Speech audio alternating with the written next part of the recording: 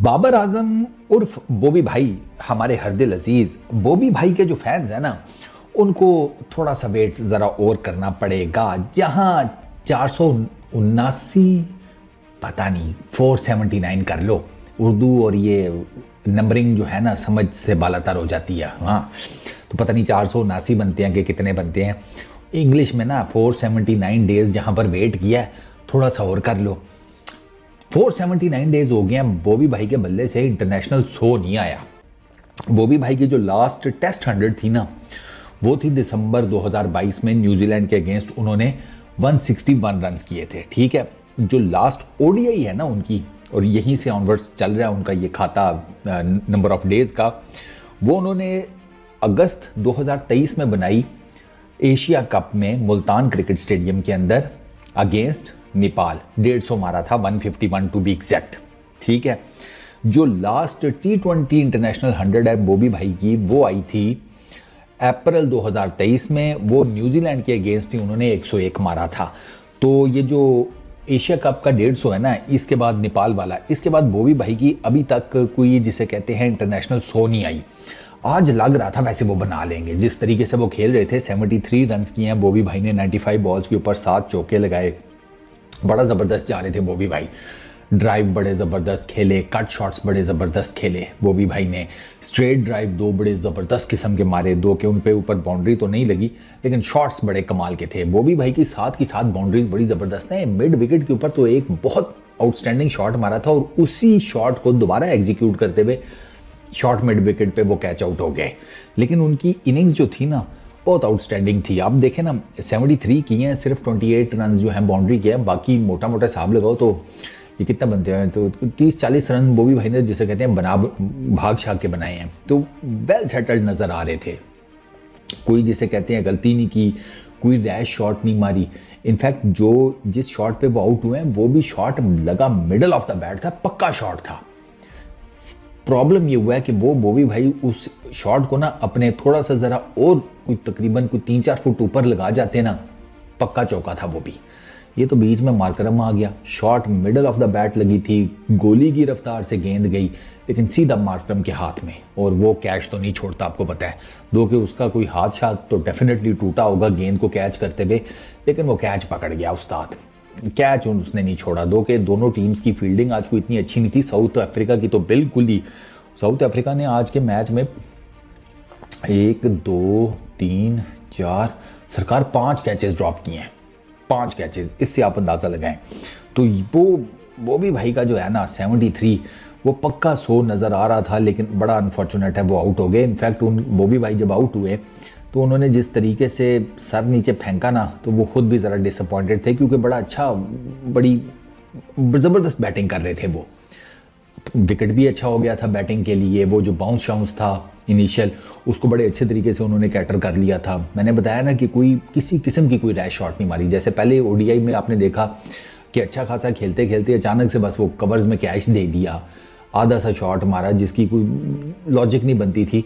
इस बारी में उन्होंने ऐसा कुछ नहीं किया। प्योर जिसे कहते हैं ना, बड़ी ज़बरदस्त किस्म की इनिंग्स थी। बस वो अनफॉर्चुनेट है कि आउट हो गए। लेकिन द गुड थिंग इज़ कि एटलीस्ट बाबर आजम के ना थोड़े बहुत कोई रन्स आने शुरू हुए हैं, कोई हिल जुल शुरू हुई है। This is the good thing, क्योंकि बाबर आजम आते हैं आपके सरकार 1 डाउन, और आपका 1 डाउन जो है ना, उसके बल्ले से रन्स निकलना, और स्पेशली अगर आपके 1 डाउन का नाम बाबर आजम है, तो वो बहुत ज़्यादा ज़रूरी है।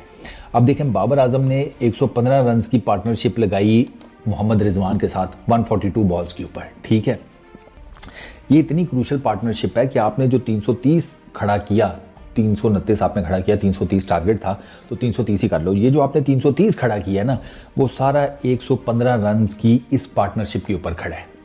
वो जो टिपिकल मैंने मैच रिपोर्ट में भी बताया था, 90s में, अर्ली 2000 के जो ईयर हैं 1 2 3 4 5, उसमें हम इसी तरह की क्रिकेट खेलते थे कि हमारा इंजी भाई की पार्टनरशिप लगती थी किसी एक बैटर के साथ, और उसके बाद ऑनवर्ड्स आगे जो है ना, बीट रज़ाक, अज़हर महमूद, बाकी जो भी मौजूद होता था, मोइन खान शेख, ये वो सारे ये आकर फिर लपेटते थे। और उस पर फिर पाकिस्तान बड़े स्कोर्स बनाता था और फिर बड़े स्कोर्स अपनी बॉलिंग के साथ पाकिस्तान डिफेंड करता था। वो आज टिपिकल पाकिस्तान ने ना, ये जो पार्टनरशिप थी ना 115 रन की, ये बेसिकली वो बेस लाइन थी जिसके ऊपर ये पूरी की पूरी, या ये वो जो जिसे कहते हैं ना रूढ़ी बज रही है, ये वो बेस तैयार की गई पक्की ठोस के, जिसके ऊपर पाकिस्तान ने 330 रन की ये बुलंदोबाला इमारत खड़ी की। तो ठीक है, बाबर भाई ने सेंचुरी तो नहीं की, 479 डेज हो गया उनकी, कोई इंटरनेशनल सेंचुरी नहीं आई, लेकिन ये 73 रन्स पाकिस्तान के लिए बहुत ज़्यादा मैटर करते हैं। ये पार्टनरशिप लगी, इस पार्टनरशिप की वजह से पाकिस्तान ने एक बड़ा स्कोर खड़ा किया और पाकिस्तान सक्सेसफुली अपने 330 रन को बचाने में कामयाब हो गया। 81 रन से पाकिस्तान ने मैच जीता। पहले 2 मैच सीरीज़ के पाकिस्तान ने जेब में कर लिए, पाकिस्तान सीरीज़ जीत गया। तो ये बेसिकली ना, आप इसको ना टीम की कंबाइंड एफर्ट के तौर पर देखें। बाबर आजम ने अपनी एफर्ट पुट की, रिजवान ने की, साइम अयूब ने की, कामरान गुलाम ने की, सलमान अली आगा ने की, शाहीन ने नीचे आकर हिटिंग की, उसने एफर्ट पुट की, फिर शाहीन ने विद द बॉल 4 विकेट्स ली, नसीम शाह 3 विकेट्स ले गया। तो वो जो कंबाइंड एफर्ट आप कहते हैं ना कि जो एक कलेक्टिव आपकी टीम परफॉर्म करती है, पाकिस्तान ने आज उस तरीके से परफॉर्म किया है। ऑलमोस्ट आप सर्टन है कि हर बंदे ने जोर लगाया है कि भाई मैच जीतना है, और केप टाउन में इसी वजह से पाकिस्तान ने, जिसे कहते हैं कि ये मैच मारा है। तो मेरे लिए तो बड़ी अच्छी चीज़ है कि बाबर आजम पाकिस्तान की तरफ से हाईएस्ट, जिसे सेकंड हाईएस्ट रन्स गेटर थे। सबसे ज़्यादा रन्स रिजवान ने किए, उन्होंने 80 किए 82 बॉल्स के ऊपर। बाबर आजम के सेकंड हाईएस्ट हैं, 73 रन्स किए उन्होंने 95 बॉल्स के ऊपर। ओवरऑल मैच में बाबर आजम का थर्ड हाईएस्ट स्कोर है। टॉप पर क्लासन है, उन्होंने 97 किए, फिर रिजवान और फिर बाबर। तो अच्छी बात यह है कि एटलीस्ट बाबर आजम के ना कुछ थोड़े बहुत जैसे तैसे करके ना वो रन्स निकलने शुरू हुए हैं। और ये कम से कम हमारे लिए गुड साइन इस वजह से है कि बाबर आजम के ना बिल्कुल, जिसे कहते हैं, रन्स जो हैं वो ड्राई हुए थे। बाबर आजम से वो, जिसे कहते हैं कि ना उनसे बैटिंग हो रही थी, वो कप्तानी उनकी वैसे ही जा चुकी थी, और बाबर आजम ठीक ठाक किस्म के अंडर प्रेशर हुए थे। ये कोई माने या ना माने, इंग्लैंड में वो ड्रॉप भी हो गए थे, लेकिन उसके बाद फिर बाबर आजम ने आकर जनाब थोड़ा बहुत, अब टेस्ट क्रिकेट तो वो जारी बात है, इंग्लैंड में तो ड्रॉप हो गए, तो टेस्ट क्रिकेट में उनके वो उस तरह से बड़े रन्स नहीं हैं। लेकिन मैं अगर बाबर आजम का देखूँ ना कि उन्होंने जो अभी रिसेंटली जो ये स्टार्ट किया, जैसे ये उनके रन्स आ रहे हैं केप टाउन में 73, फिर ऊपर पहले मैच में 23, फिर 28, फिर ऊपर 37, 38, 66, तो हल्के फुल्के बाबर आजम के जो रन्स हैं ना वो आ रहे हैं। और T20 में भी वो, जिसे कहते हैं, 31 है साउथ अफ्रीका के अगेंस्ट, फिर 41 2024 में ही ऑस्ट्रेलिया के अगेंस्ट, 32 फिर 2024 में आयरलैंड। तो हल्के फुल्के जिसे कहते हैं ना रन्स, वो आने शुरू हुए हैं, which is a good thing, क्योंकि मेजरली अभी आपने ओडीआई सीरीज़ ही आगे खेलनी है मेन। जैसे अभी आपने ये सीरीज़ है, फिर उसके बाद आपने ट्राई नेशन सीरीज़ खेलनी है, फिर आपने चैंपियंस ट्रॉफी खेलनी है। तो इट्स अ गुड थिंग कि बाबर आजम के ओडीआईज़ में रन्स आ रहे हैं, ठीक है, थोड़े बहुत करके ना जैसे तैसे। और उसका फ़ायदा आपको ये होगा कि आप ओडीआई क्रिकेट के लिए बाबर आजम थोड़ा बहुत प्रिपेयर होना शुरू हो गए हैं। वो क्रिटिसिज्म जितना भी बाबर आजम के ऊपर हुआ वो तो अब है, अब उससे क्या इनकार तो नहीं किया जा सकता, क्योंकि आपका प्रीमियम बैट्समैन ना चल रहा हो तो गुस्सा भी चढ़ता है ना।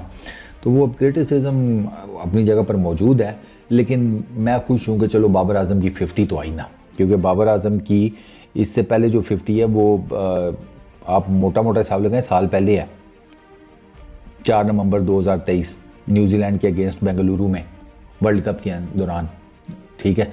उसके बाद बाबर आजम ने 1 2 3 4 5 ये इस मैच को मिलाकर 6 इनिंग्स बाबर आजम की 50 कोई नहीं थी, ये भी 6 इनिंग्स बाद 50 आई है। It's a good thing. बस दुआ करें बाबर आजम का इसी तरीके से बल्ला चलता रहे, बाबर आजम का बल्ला चलना बहुत ज़रूरी है। इस वीडियो में इतने, अपना बहुत ख्याल रखना, नेक्स्ट वीडियो में मुलाकात होगी, पीस आउट।